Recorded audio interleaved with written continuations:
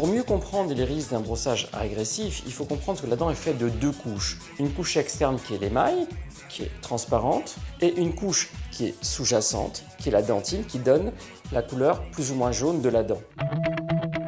Si on diminue par un brossage agressif la couche de l'émail, la couche jaune de la dentine va transparaître et la dent sera moins blanche.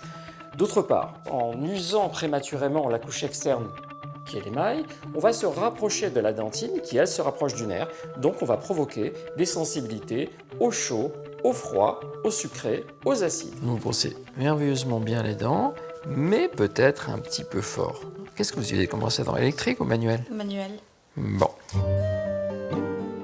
Si le brossage manuel était parfaitement utilisé et régulier, on pourrait privilégier les brosses à dents manuelles. Or, ce n'est pas le cas. On s'est aperçu que notre état de fatigue impactait parfois d'une manière négative le brossage, c'est-à-dire qu'on se brossait soit trop fort, soit pas assez. Si l'on sent que la brosse à dents se met rapidement en éventail, c'est qu'on a un brossage beaucoup trop agressif et il faut le corriger. Le brossage idéal, c'est un petit mouvement comme ça, secteur par secteur. Des études cliniques ont démontré que les brosses à dents électriques étaient beaucoup plus efficaces dans l'élimination de la plaque bactérienne et dentaire. Il existe principalement deux familles de brosses à dents électriques. Les premières, dites oscillo-rotatives, c'est un petit mouvement alternatif, et une autre brosse à dents dite sonique, ce sont des petits mouvements de balayage avec une très haute fréquence.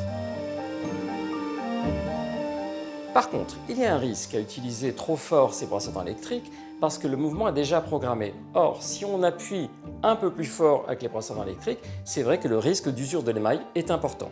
Donc il faut vraiment promener la brosse à dents électrique sans appuyer. Ce qui est intéressant, c'est que les nouvelles brosses à dents électriques ont des témoins d'usure. Si on appuie trop fort, il y a un signal lumineux qui s'allume ou la tête de la brosse à dents change de couleur. Lorsqu'on choisit une brosse à dents électrique, il faut surtout choisir une brosse à dents rechargeable. Pourquoi? Parce que lorsqu'on utilise une brosse à dents à pile, la pile en fait devient de moins en moins active et pour compenser, on a tendance à appuyer un peu plus fort. Alors qu'avec les brosses à dents rechargeables, la force de brossage est constante. Quel que soit le type de brosse à dents qu'on aura choisi, électrique ou manuel, il faudra maîtriser donc la force du brossage pour ne pas que la brosse à dents, outil de prévention, devienne une arme de destruction de l'émail.